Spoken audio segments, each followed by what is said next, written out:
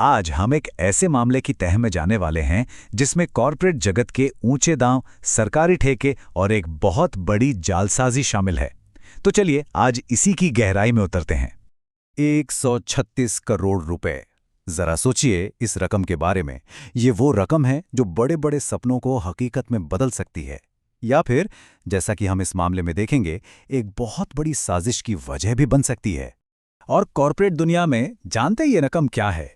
ये है एक बड़े सरकारी ठेके को हासिल करने की कीमत, वो इनाम जिसके लिए कुछ लोग किसी भी हद तक जाने को तैयार हो जाते हैं।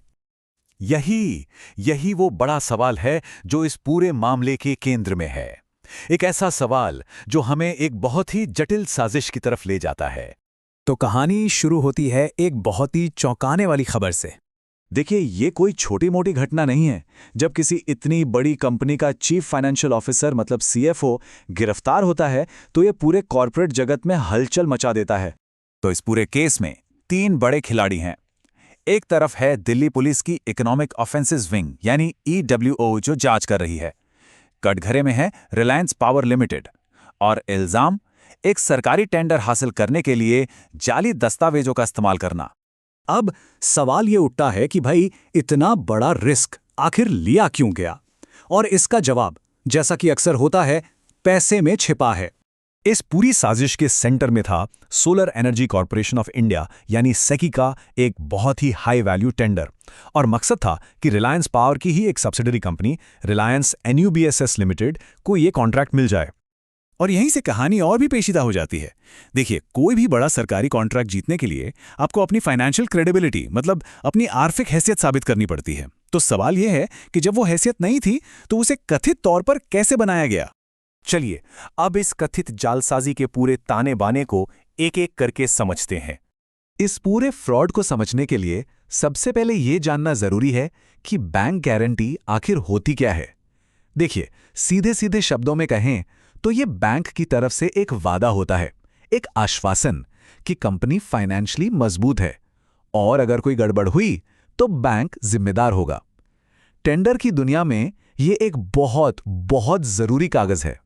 तो ये कोई मामूली जालसाजी नहीं थी, बल्कि एक मल्टी लेयर प्लान था। देखिए कैसे। स्टेप 1, फर्जी गारंटी बनाई गई, वो भी विदेशी बैंकों के नाम पर 68.20 करोड़ रुपए की 2 अलग अलग गारंटी। स्टेप 2, इन फर्जी गारंटियों को असली दिखाने के लिए नकली ईमेल की पूरी चेन तैयार की गई। और आखिर में स्टेप 3, मामला बिल्कुल पक्का लगे, इसके लिए SBI के नाम से जाली SFMS कन्फर्मेशन बनाए गए। SFMS एक सिक्योर बैंकिंग मैसेजिंग सिस्टम होता है। तो मकसद था कि सब कुछ एकदम ऑफिशियल और असली दिखे। और ये सिर्फ कोई अफवाह नहीं है। दिल्ली पुलिस की इकोनॉमिक ऑफेंसेस विंग ने अपने ऑफिशियल बयान में यही कहा है। ये इस बात पर जोर देता है कि मामला कितना संगीन है। तो अब सवाल है कि इस पूरी साजिश के पीछे दिमाग किसका था? चलिए मिलते हैं उन 3 लोगों से जिन पर ये आरोप हैं। इस तिकड़ी में ना बड़े अलग अलग तरह के लोग शामिल हैं। एक तरफ हैं अशोक कुमार पाल, एक क्वालिफाइड चार्टर्ड अकाउंटेंट और कंपनी के CFO। दूसरे हैं पार्थसारथी बिस्वाल, एक मध्यस्थ जो सिर्फ 12वीं पास हैं। और तीसरे हैं अमरनाथ दत्ता, जिनके पास BCA और इंपोर्ट एक्सपोर्ट का डिप्लोमा है। मतलब एक हाईली क्वालिफाइड CFO और 2 बिचौलिए। इन तीनों ने मिलकर ये पूरी योजना बनाई, ऐसा आरोप है। अब देखते हैं कि कानून का शिकंजा इन पर कैसे और कब कसा। ये पूरा मामला तब खुला जब solar energy corporation of India को इन डॉक्यूमेंट्स पर शक हुआ। उनके एक मैनेजर बिबलेश मीणा ने इसकी ऑफिशियल शिकायत दर्ज कराई और बस यहीं से जांच का पहिया घूम गया। तो ये है इस मामले की अब तक की टाइमलाइन। जून 2023 में केस रजिस्टर हुआ, फिर जांच चलती रही और करीब 10 महीने बाद अप्रैल 2024 में तीनों आरोपियों को गिरफ्तार कर लिया गया। और अब ये मामला अदालत में है, जहां आगे की कार्रवाई होगी। तो देखिए, ये मामला सिर्फ एक कंपनी या 3 लोगों का नहीं है। ये हमें एक बहुत बड़ा और जरूरी सवाल सोचने पर मजबूर करता है।